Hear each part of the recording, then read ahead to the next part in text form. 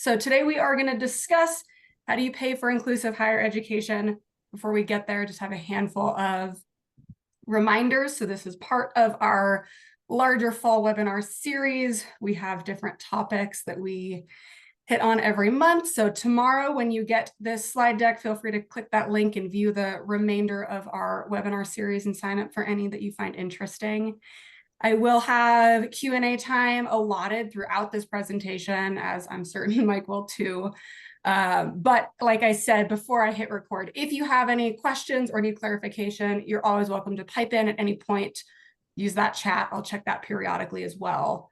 And really just want to make sure that this is as informative and helpful as it can be for you. Reminder that when you leave this Zoom call, you'll get a little pop-up that asks you to take a survey. That'll take you probably 45 seconds or less. I would love to know what we can do to continue helping you. And then lastly, this is being recorded. You will get the recording along with the slide deck tomorrow. A general reminder about this recording, specifically for this topic, for the financial topic. Lots and lots of the questions that you may have are very likely very specific to you and specific to your family. So with that said, I can only answer general questions today. We don't have time to really get into your family's specific financial situation. And also this is going to be posted on our YouTube page for access. So just keep that in mind too, just in terms of how specific your questions are. You're always welcome to schedule time privately to chat. With that, this is my contact information as well as Mike's. So I'll be sharing kind of the first part of how to pay for college, and then Mike will jump in for the second half to talk about Colorado ABLE accounts. And I should formally introduce myself. My name is Elise Kramer. I'm the program coordinator at IN. And then just brief overview. So IN is a nonprofit. We exist specifically to create inclusive and support inclusive college opportunities for students with ID. Those students have 4 main focus areas in college. So that's academic growth, social development, career advancement, as well as independence. As a nonprofit, we have these 4 main goals. So education, outreach, expansion, and outcomes. I say all of that just as a kind of PSA that we don't serve students on campus. We support the programs, but we don't support the students directly. With that said, a lot of those nitty-gritty program-specific questions, they'll probably be better suited to be directed to those programs specifically. With that, this is kind of our general plan. So we're going to start by talking about inclusive higher ed in Colorado and kind of the costs associated with that. Then we'll jump into some resources to help cover those costs. And then Mike will jump in for the second half to go over ABLE accounts. So let's jump into discussing inclusive higher ed. So briefly, what is it? So this is an opportunity in college that offers an alternative admissions pathway for students who might not be admitted through a traditional admissions process. So this is meant for students with intellectual disability and or another disability that would mean that they need a pretty high level of support to be successful in college. Oftentimes people ask, can we come visit the programs? And really the answer is yes and no. You can go for a campus tour, but these are fully inclusive, fully normative programs. And so, you know, students are all over campus. They're in their respective classes. They're not necessarily in a, necessarily, they're just not in segregated special education classes on college campuses. They are in traditional classes with the same professors and same peers as every other college student on campus. The cool thing is all of their courses align with their career goals. So they get to choose what they want their dream career to be and kind of piecemeal different classes to make that happen. They're not necessarily bound to the requirements of a major on campus. So an example might be a student who wants to study photojournalism. They might take photography classes, but they also might take marketing classes, communication classes, social media classes. And they can kind of piecemeal the different courses that it would take to give them the skills training to be successful in whatever their chosen career is, which I think is really cool. With that, they do receive both accommodations and modifications in their courses. What that means, so just a brief description of the difference. If A professor says, okay, you have to go home and write a 5-page paper and you have 1 week to do it. An accommodation might be you have 2 weeks to write that 5-page paper, or maybe you get to type it when everybody else gets to handwrite it. A modification would be, instead of a 5-page paper, you are going to write paragraph paper. Maybe you're going to write a 3-paragraph paper, or you're going to do a PowerPoint, or you'll give an oral presentation to your professor. So an accommodation, the assignment is the same, but it changes the kind of, how students might go about that assignment, as where a modification changes the actual substance to the assignment. And with that, it also changes their expected learning outcomes. So clearly you can't show as much depth of knowledge in 3 paragraphs as you could show in 5, or in 1 paragraph as you could show in a 5-page paper, right? So with the modified assignments also comes modified learning outcomes to best match what students can do to meet their present levels of performance. With that, because of the modified credential or modified transcript that students have, they walk out with a certificate credential. So this is just a reminder, if you don't already know, that students cannot earn a degree if they have had modified courses. Sometimes families ask, can we transfer their classes that they took in the certificate program into a degree program? And the answer is no. If your student wants to start out with a certificate and then move into a degree, which does happen, they would have to retake the courses that had a modified kind of asterisk on it on the transcript and take that for non-modified credit is how that would work. And then all along the way, students are participating in career readiness and independent living, all kinds of really fun stuff, specifically receiving support in these 4 main domains. So that's academic, social, career, and independence. And really, I'm not going to go into these for this particular webinar. I go into this in most webinars. But for now, I just want you to see just kind of how broad the picture is. And when we think about paying for college, specifically for inclusive higher ed, you are paying for a lot. You get a lot out of your investment. You get support in all 4 of these areas. So it's not just like, okay, Jimmy, I'm going to drop you off on campus and go deal with these 4 areas. Students are actively getting support in them. And their expectations to show growth in all 4 of these categories are also there. And so again, it's just sort of a reminder that college is a holistic investment, and hopefully, anyway, you get what you pay for. With that, in Colorado, we have 8 opportunities for students to go through inclusive higher education opportunities. So the first one I'll talk about is the Office of Inclusive Services at UCCS.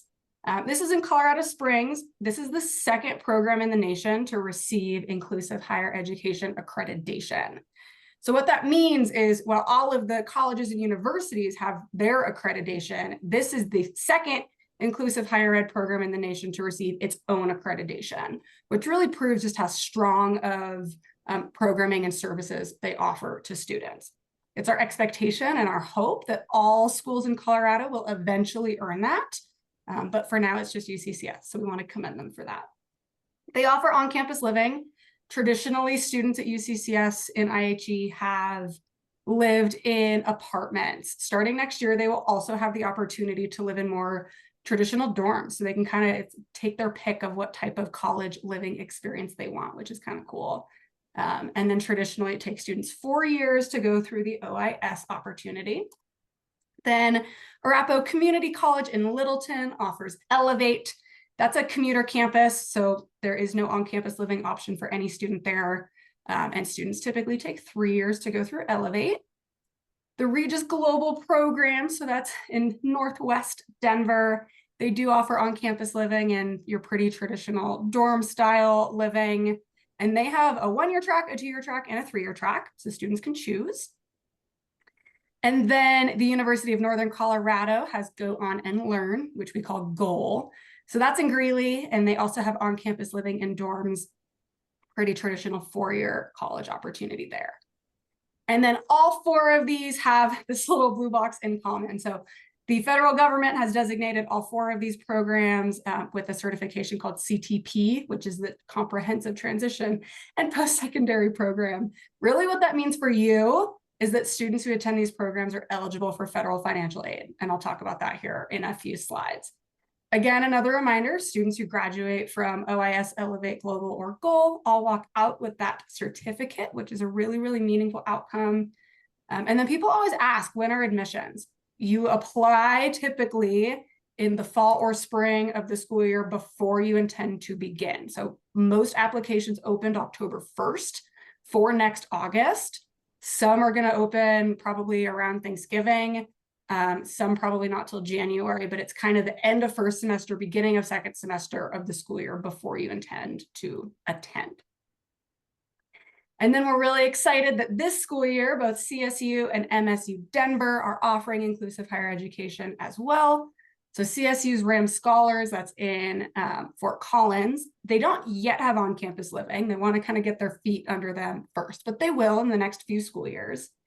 This is really focused for students who want jobs in kind of the more rural sector. So it's focused on more agricultural learning. So they do a lot of animal husbandry. They learn what kinds of crops grow best in what kinds of soil and in what season and all that kind of stuff. So that's pretty unique. And then MSU Denver, that is a commuter campus. So they don't have on-campus living. That's in downtown Denver. And then both of these are 4-year programs. And then next school year, both Lamar Community College and Pikes Peak State College will be jumping on board as well. They're still in their planning year, so we will let you know when we have more details about those. All 4 of these have their CTP, that federal designation, in progress. So these 4 don't have that in place yet. It is coming. That is a process where schools have to show that they meet, the programs have to show that they meet specific criteria. Then they have to submit that whole packet of proof to the federal government. And then from there, it's the federal government. So it could take a bit. So I can't really say how long it will be until these are fully established with that CTP. CSU and MSU should be coming soon. Lamar and Pikes Peak might be a little bit longer, but we'll talk about the implications for that again here in a few slides as we start talking finance. All right, questions so far just about our college options.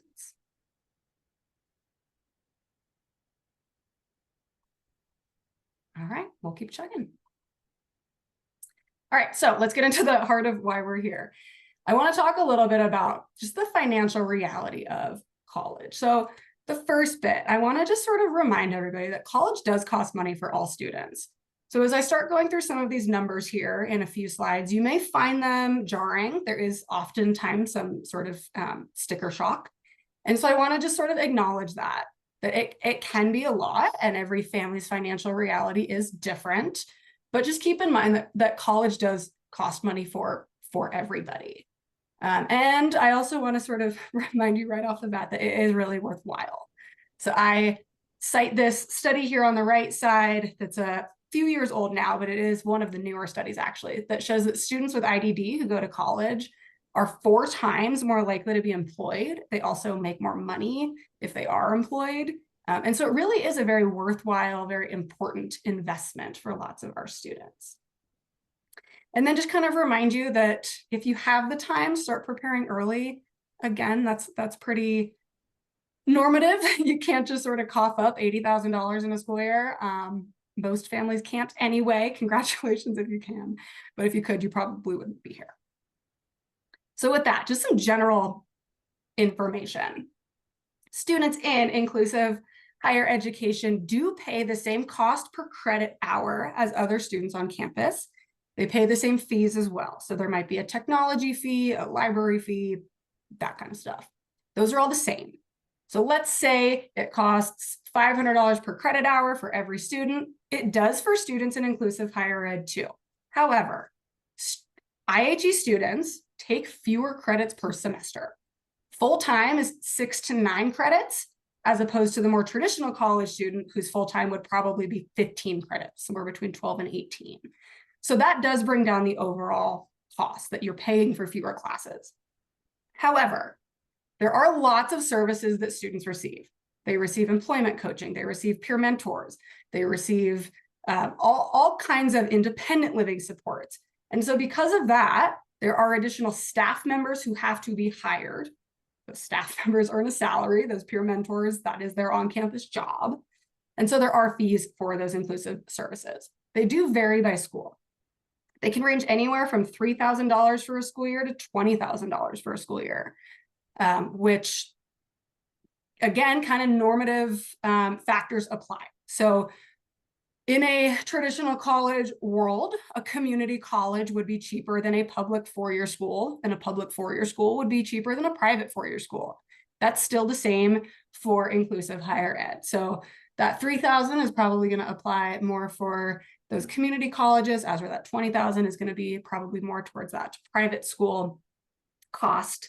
And then same thing, so room and board, you have to pay that. That's the typical room and board as well if your student lives on campus.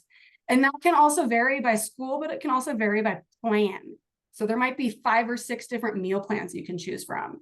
There might be, you get to pick between a single or a double room kind of thing. And so those can range to 11 to 20,000. That's kind of an average that I've heard just from polling families.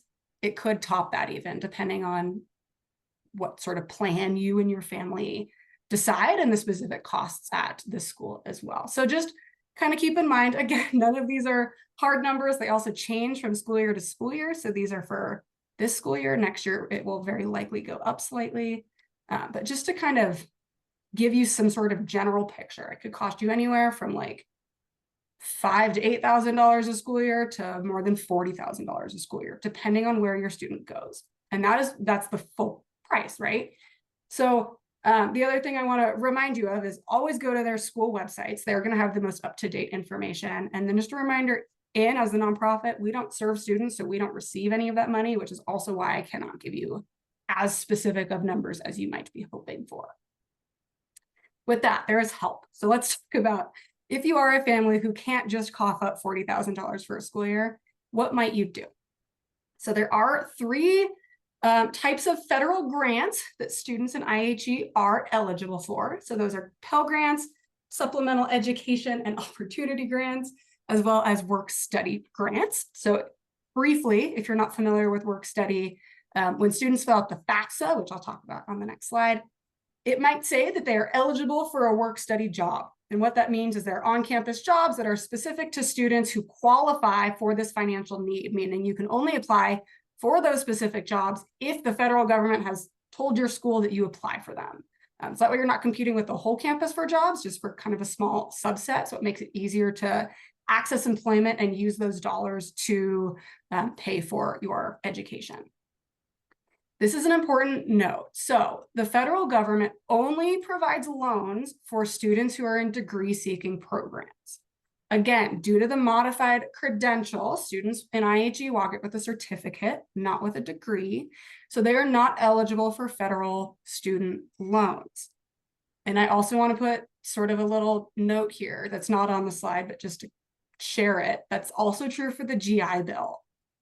Almost every year we have families who say like, oh, I don't really care because I'm just going to send my kid to college with the GI Bill because we have veterans in our family. The GI Bill also only covers students who are in degree-seeking programs. So that's an important note too. Uh-oh, I didn't mean to click that, but if you would like to, there is a whole document here that you are welcome to click when you receive this PowerPoint tomorrow that has lots more detail than what I am including here. I'm just giving more of a broad overview. So all of you, your students, should fill out the FAFSA, the free application for federal student aid. You may have heard that the Department of Education did a huge overhaul of the FAFSA last school year that caused some, shall I say, strife. Hopefully that has all been fixed and it will be a little bit of an easier process this school year. With that said, there's a lot of common misconceptions about the FAFSA. A lot of people think they shouldn't fill it out because their family doesn't have need, they won't qualify, so it's not going to be worth the effort. And really, what I like to say to families is it changes every year. And families are often very, very surprised, not only that they qualify at all, but for how much they qualify. And there's no way it's going to hurt you. That's another misconception I hear, that if I fill it out, it's going to say that I make too much money and now I'm not going to qualify for other scholarships and things. And that's not true. The FAFSA can only help you. There's no way that it hurts you. So there you go. And then if you are not already connected with DVR, the Division of Vocational Rehabilitation, I highly recommend that you get connected with them ASAP. If you click this link, as well as there's another link on the slide, it will take you to their referral space. So DVR will provide funding for programs that have received CTP certification. So as I mentioned a few slides ago, that is that federal designation that UCCS, ACC, Regis, and UNC have. It's pending for CSU, MSU Denver, Lamar Community College, and Pikes Peak State College. But once they have it in place, DVR will provide funding to help cover that inclusive program fee. So it's important to connect with your DVR counselor and have your student let that counselor know that inclusive higher education is necessary for them to achieve their career goal, that it will be part of their career training. And then DVR can provide funding for every semester if that's the case, and if students maintain satisfactory academic progress, which is true for lots and lots of scholarships. They might be revoked if students can't keep up their grades. This is also individualized based on family needs, so not everybody will qualify, but again, it's important for DVR to know that your student is going through inclusive higher ed, even if there's not that financial assistance available for your family. And then again, when you get this slideshow, click that link if you don't already have a DVR counselor and get connected. All right, so case management agencies are also called CMAs. You may previously have known community-centered boards or CCBs. There's a big state overhaul, but for the purposes of this presentation, we're going to go with CMAs. So, I'm clicking things again. There's their website. And again, if you click that, it'll take you there. CMAs can, some, offer funding for college. And some terms that we have heard families find success with are asking for self-determination funds, or asking for unmet needs funds. Those are some kind of buzzwords that we've heard kind of stick. There are other scholarship funds that are available, maybe that go by other names, or that maybe are available on maybe a more yearly basis, just kind of depending on funding. All of that to say, not every CMA or CCB offers funding. This is typically only for those that have mill levy funds available. Typically, and this isn't always the case, but typically for CMAs in the Denver metro area, they're more likely to have mill levy funding available than CMAs in more of the rural parts of the state. So keep that in mind too. It's also important to keep in mind that mill levy funds can change from year to year, or the way that those funds are allocated can change from year to year. So you may be eligible for a certain amount of money this school year, and it may go up or down for next school year. So all of these are just sort of things to keep in mind. And then scholarships. Again, this is really typical, really traditional. This guide here on this right side of the screen has so many different pages of just lists of scholarships. I have just a handful of examples as examples, but there are so many scholarship funds available, it's sometimes actually overwhelming. With that said, some of our schools or some of our programs have their own scholarships. So one example, UCCS has what they call the Nick Harmon Inclusive Scholarship Fund. So this is a scholarship that's only available to students who are enrolled with the Office of Inclusive Services. They're not competing with all UCCS students on campus. There's a pool of like 20 of them that are available for it. There's also specific disability-based scholarships. You can find almost all of them in this guide here if you click it when you receive these slides. Ruby's Rainbow is a really common one for Down syndrome. There's lots of scholarships for autism, Williams syndrome, you name it. There's probably a scholarship fund for your student's disability category. Also, local organizations have scholarships. So for example, the Colorado Springs Down Syndrome Association will scholarship students who live in Colorado Springs who have Down syndrome. So it's worth reaching out to your various organizations that you might know and kind of get in contact with them about what they offer. And then I see in the chat, how early can students start applying for scholarships? That's a scholarship by scholarship question. So some will allow you to start applying as early as freshman year of high school. Some will wait until you have an admission to college in hand. So that might not be till the second half of their final year of high school or transition. So it really, really depends. And so a lot of this is going to require you to do your own research. To help with that research, there are a huge number of websites that will help you find scholarships that apply to your family. So I've linked just two of tons. So Big Future, this is run by College Board, which does like AP tests and things like that, as well as Sallie Mae. Those are just two of the bigger college organizations that have scholarship search platforms. If you just go to Google and type in college scholarship matcher, you will get pages and pages and pages of results. Some are free, some you have to pay a subscription for. So that varies as well. Both the ones I've linked here are free. But you put in sometimes it's your financial information, sometimes it's race, sometimes it's family dynamics. So there are scholarships for students whose parents are divorced. There are scholarships for students who wear glasses, who are left-handed. I mean, all kinds of things. And so you can really filter by as nitty-gritty or as wide as you're willing to search.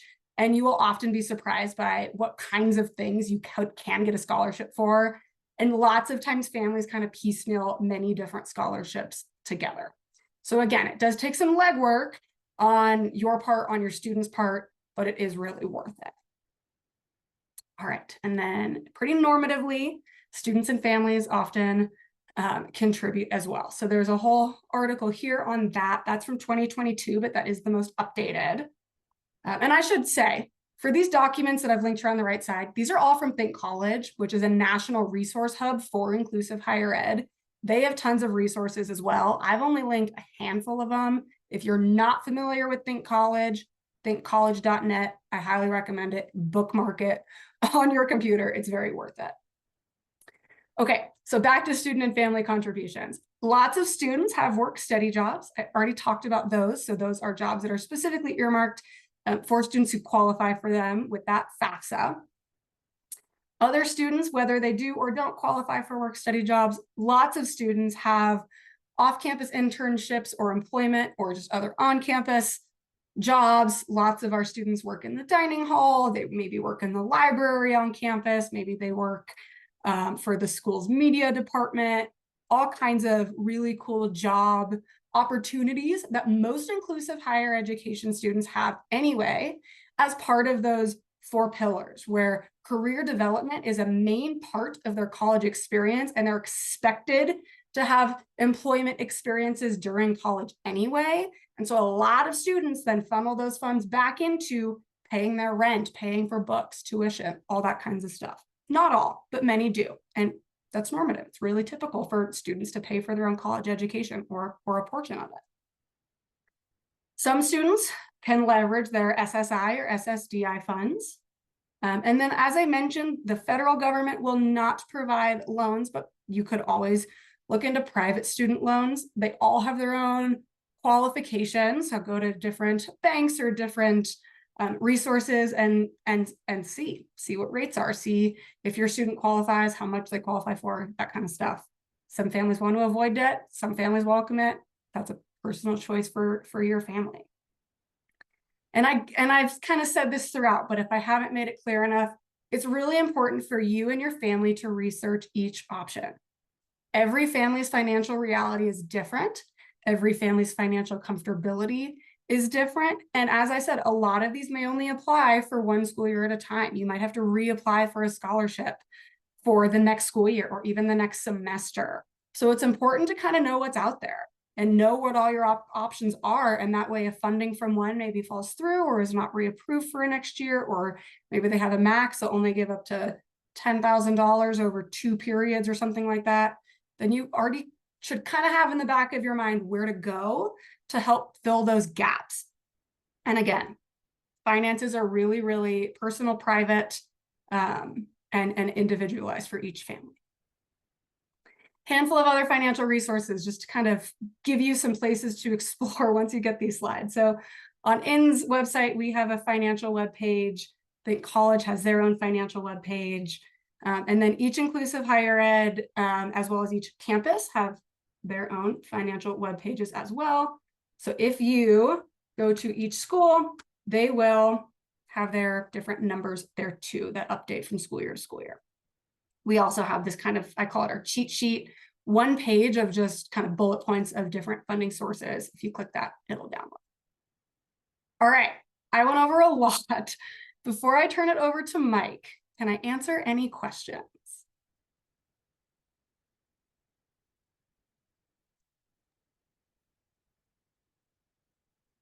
All right, and I will stop sharing. Mike, if you want to start sharing, and there might be a few minutes or a few seconds in here for anyone to ask anything that you have while we wait.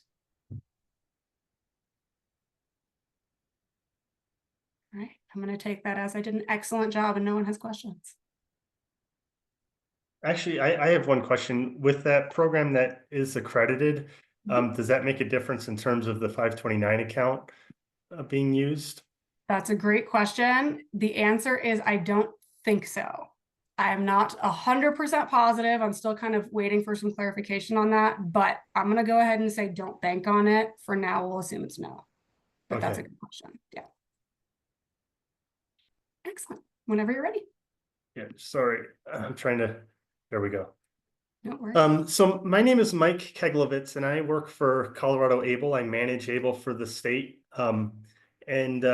Basically tonight I'm going to talk a little bit about Able and how it can help not only for higher ed, but also down the road, if your son or daughter gets a job or you get a job, it's also a valuable resource down the road as well. So the real significance of Able accounts is that it helps on the asset side of things. So it's like a college savings account, just like a 529 account. But instead of just being specifically for higher ed or for vocational schools, it's also for a whole array of other things that that somebody with a disability can also use. So for instance, if you had a college savings account, you set it up, when your son or daughter were born, and you've been saving money in it, and you're not sure if it can pay for higher ed. One of the issues is if it is if it's a degree program, you can definitely use a college savings account.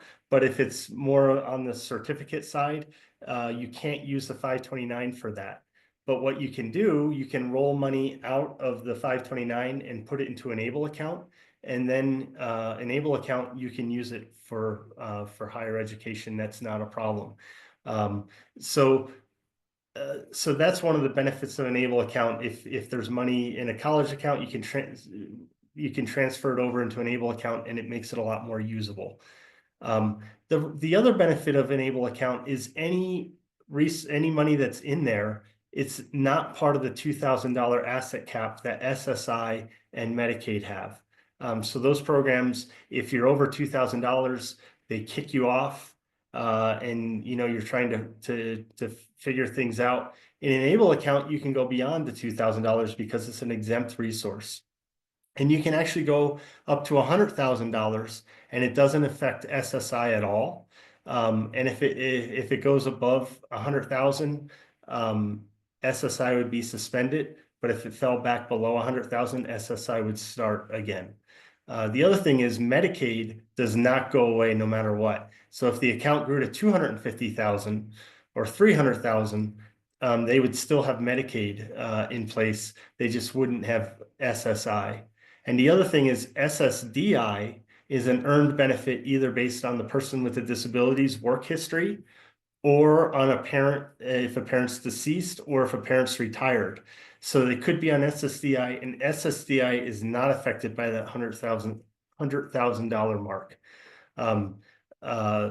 So there's a lot. It's kind of complicated.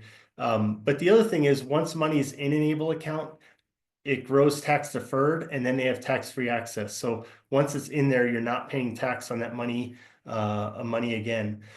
The other thing is, if you don't have a college savings account, that's totally fine. But you wanted to do this program, you could take the money, put it into an Able account, and then pay the college tuition for that. And basically you could get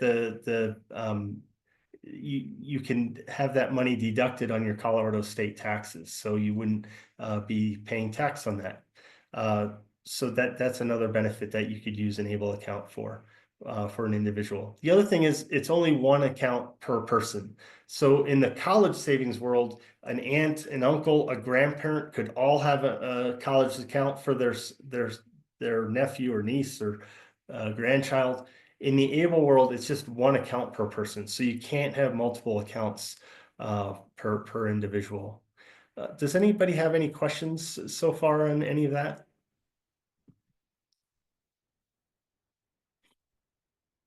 Great. So the other thing is, and this is changing, and this probably doesn't affect a ton of people in this group, but the first thing is the onset of disability needs to occur before age 26. That is changing in 2026. That's going up to age 46.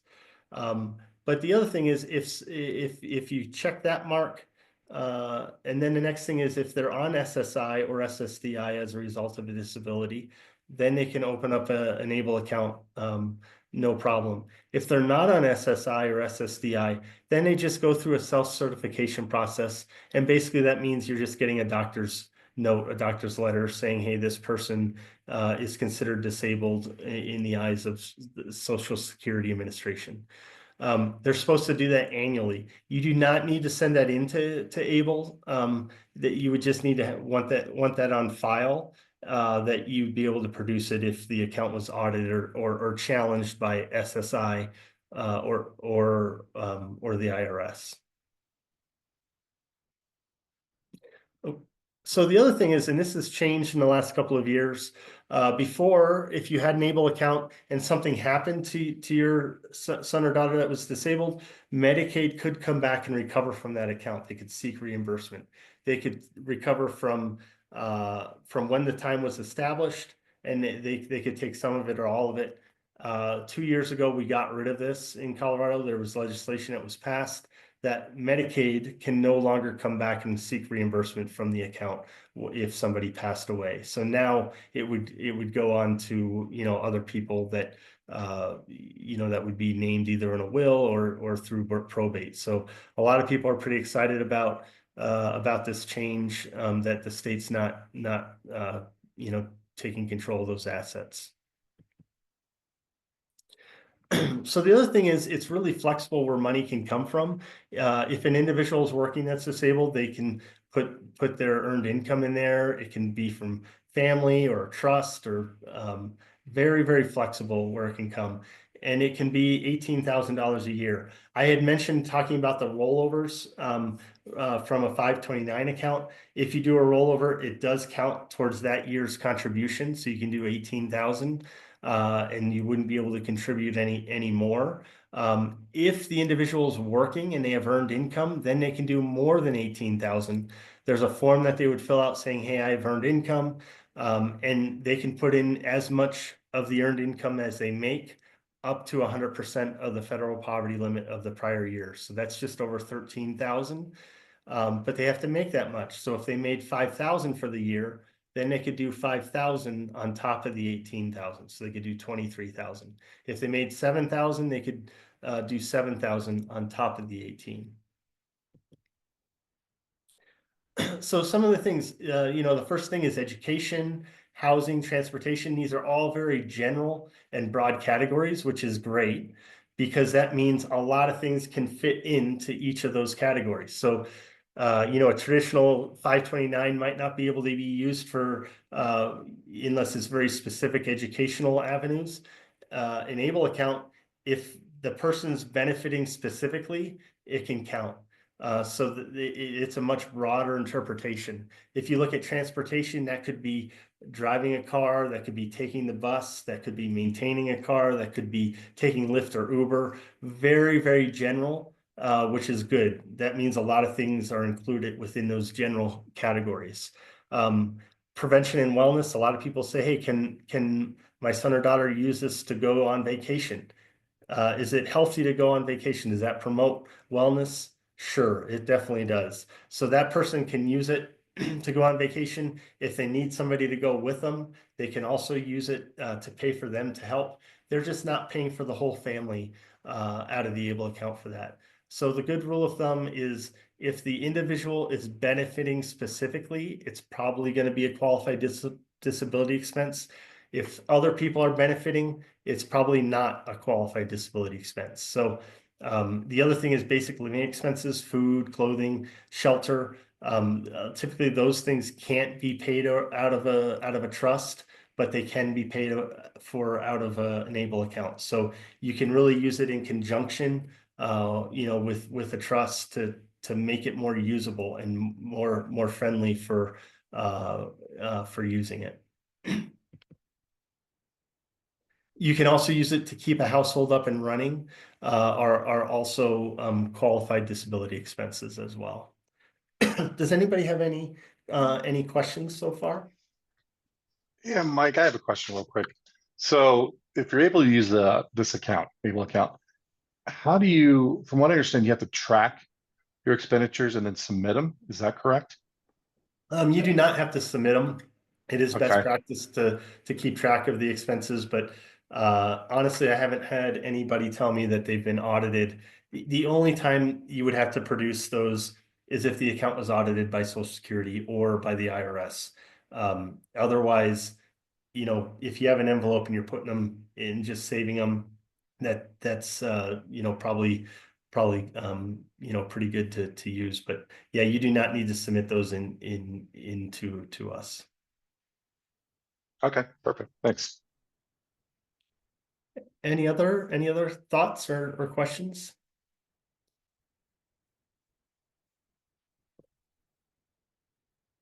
All right, so we kind of talked about this. This is $100,000 mark. SSI would be suspended. SSI would not go away, and also Medicaid would not go away if it went over $100,000. So the way that it works, there's really kind of, if you think of a big umbrella, there's two sides of it. The yellow side is going to be different investment options, and those are going to be through Vanguard. And we have aggressive, mostly Vanguard. There's some other index funds in there as well, but aggressive down to conservative. And then you have the blue side, which is going to be a bank account through Fifth Third Bank. So when people hear bank account, that doesn't mean you can walk into First Bank or you can walk into Key Bank and open up an Able account. It has to be through, it has to be an Able bank account.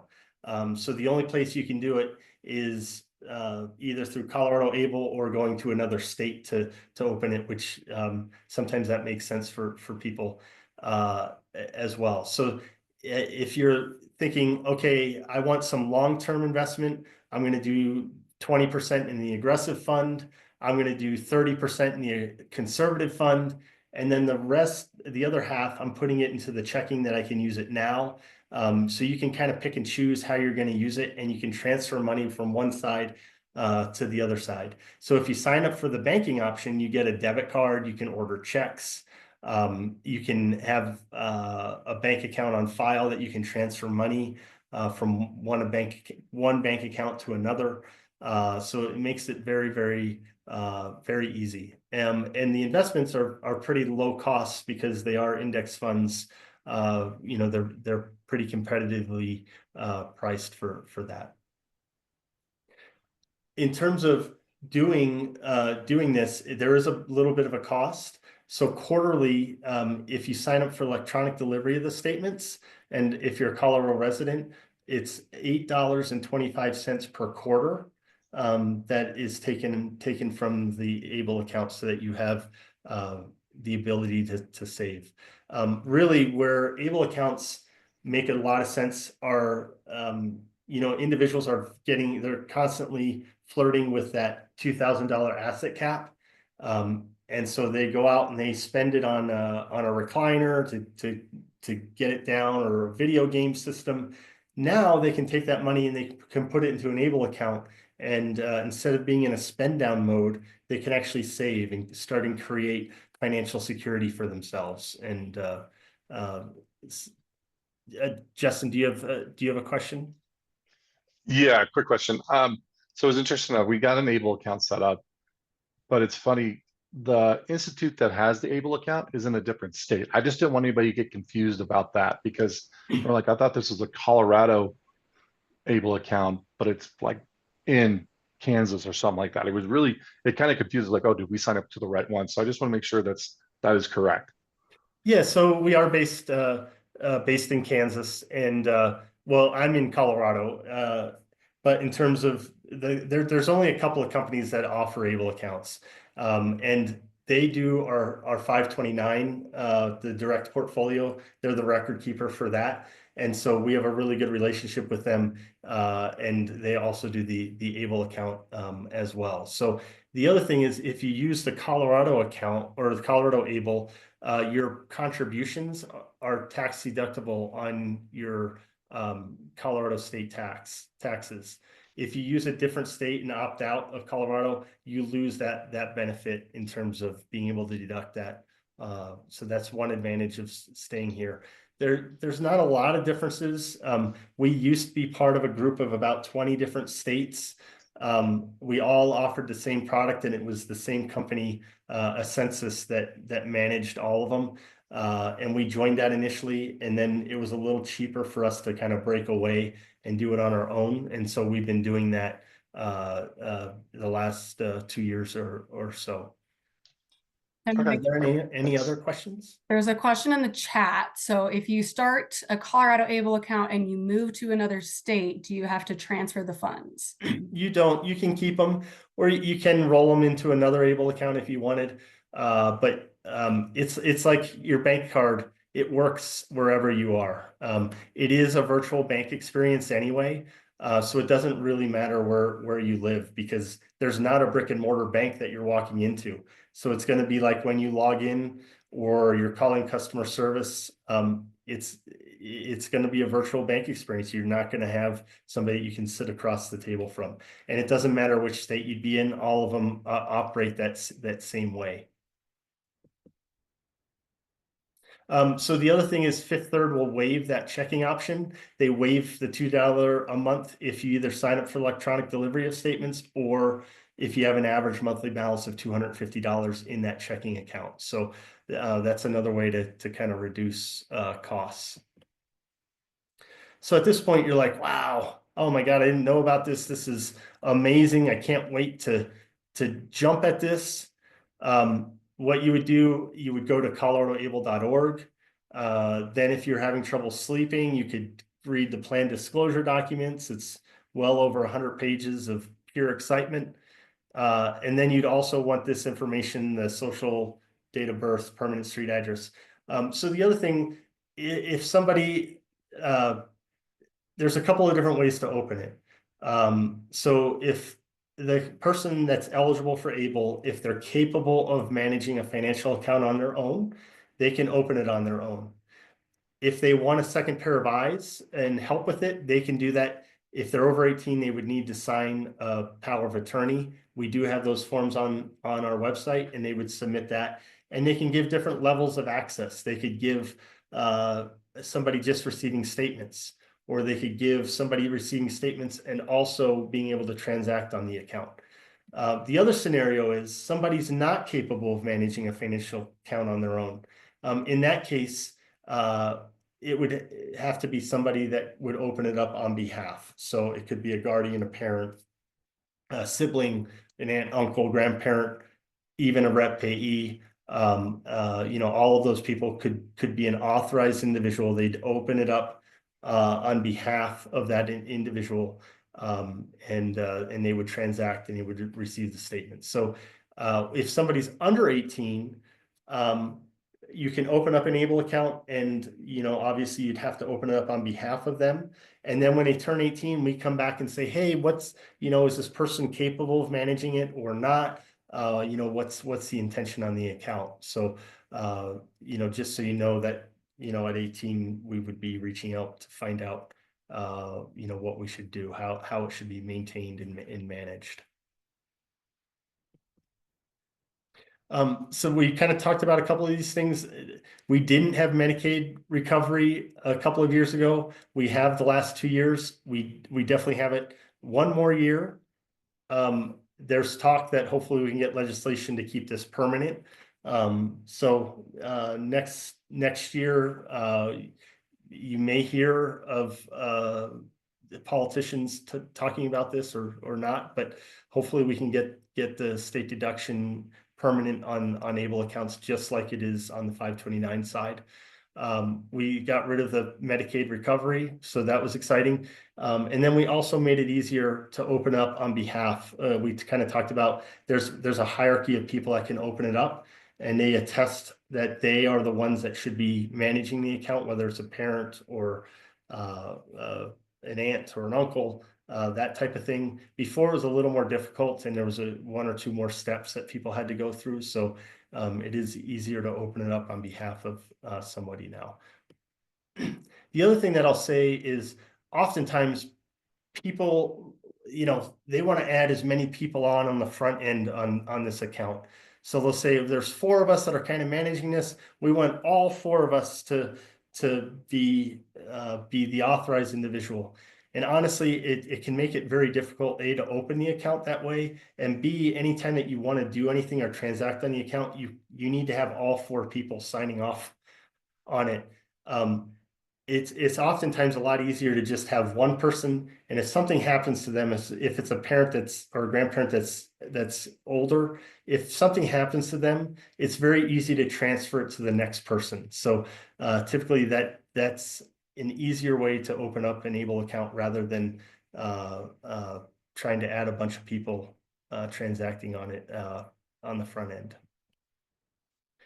The other thing is we have a deal going on that if you open up an ABLE account and it's in good order, I will put in $25 to help defer some of those costs that quarterly costs. So it gives 6 or 9 months worth that's in there up front. And then this is my contact information. If you have any questions, my email address. I work at College Invest as well. So the college savings, I manage the special programs over there. And then also for ABLE, I manage the ABLE account. So that's why you see I have the College Invest in my email address. Federally, when they passed legislation, they said, hey, who's ever managing the college savings for each state is also going to be managing the ABLE accounts for each state. So that's why we are housed in the College Invest. College savings account is a 529.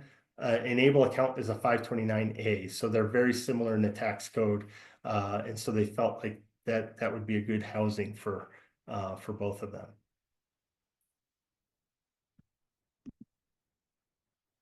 Does anybody have any other comments or questions? I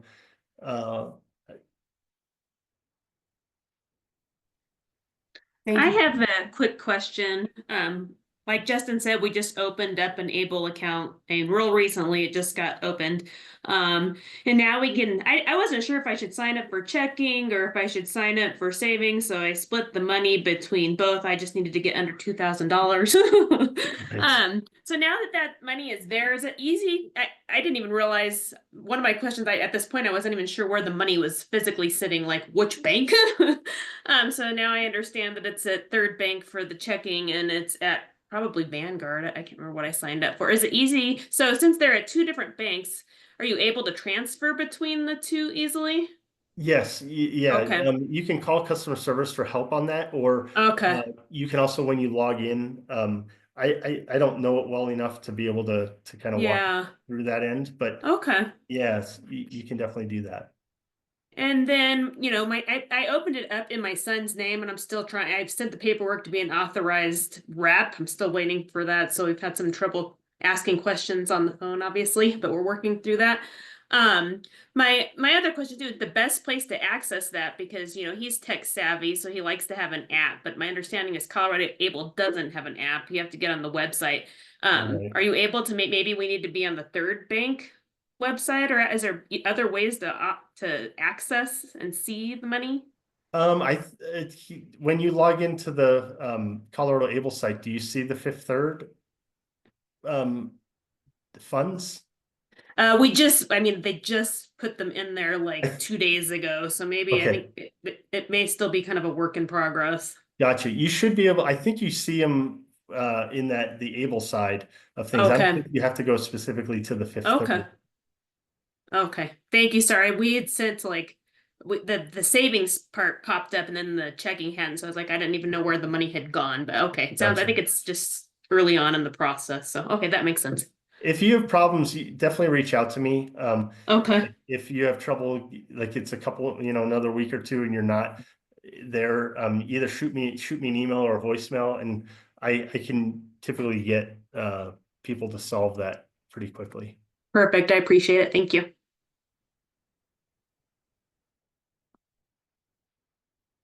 Anybody else? Any other questions?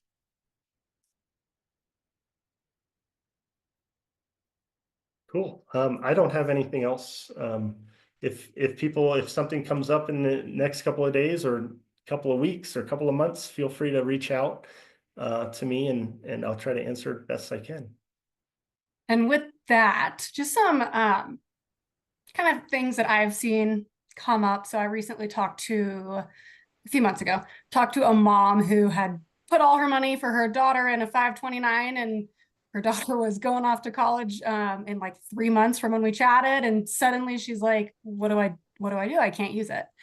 So keep in mind that money that you can put from a 529 that you can transfer into an ABLE has a max that's per calendar year, not per school year, which can actually work in your favor. So as long as you can get enough transferred to pay for one semester, then you can kind of just keep transferring per year. And then again, most students in inclusive higher ed do work throughout college. And so those earned, hours of income can also count as well. So keep track of that stuff as necessary, depending on your student and how organized they are. They may not know. So you may want to kind of get on them to come up with a plan to keep track of that for your own transferring benefit. That's just a little PSA. Anything else?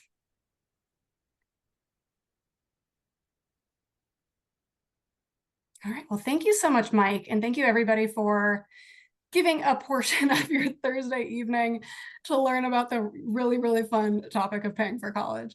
As I mentioned, I will be sending out the slides tomorrow, as well as the recording. If after looking through the slides or rewatching the recording or anything, you have further questions, Mike's contact information and my contact information are both there. So please feel free to reach out with any question at all, and one of us will be happy to get you where you need to go.